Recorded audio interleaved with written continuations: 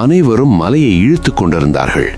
ஆனா கீழே என்ன நடக்குது என்று யாருக்கும் தெரியாது. ஒரு நேரத்தில் மந்தர மலை மெதுவா கடலுக்குள் மறைய ஆரம்பிச்சிச்சு.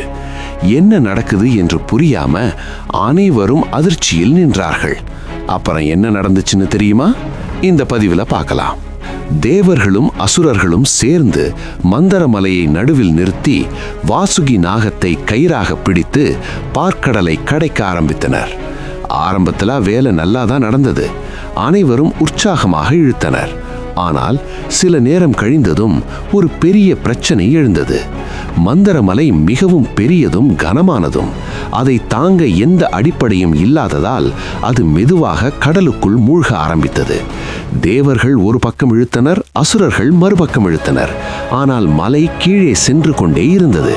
இதை பார்த்து எல்லோரும் கலங்கி நின்றார்கள். மலை முழுவதும் மூழ்கிவிட்டால் நாம் கடைப்பதையே முடிக்க முடியாது, அமிர்தமும் கிடைக்காது என்று அவர்கள் துயரமடைந்தனர்.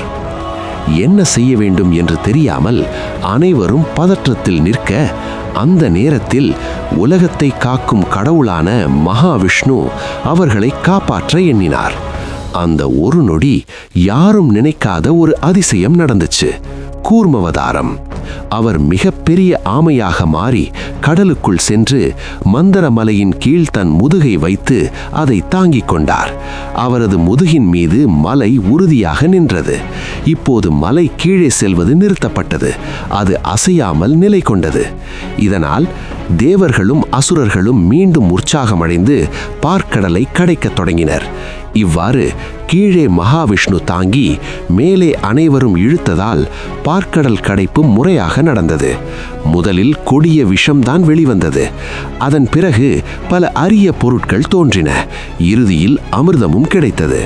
அமிர்தம் கிடைத்ததும் அனைவரும் மகிழ்ச்சி அடைந்தனர். ஆனா பிரச்சனை இன்னும் முடியல. அமிர்தம் வந்ததும் நடந்தது சாதாரண விஷயம் இல்ல, அது ஒரு பெரிய தந்திரம். அது என்னன்னு தெரியுமா? அடுத்த பதிவுல தெளிவா பார்க்கலாம்.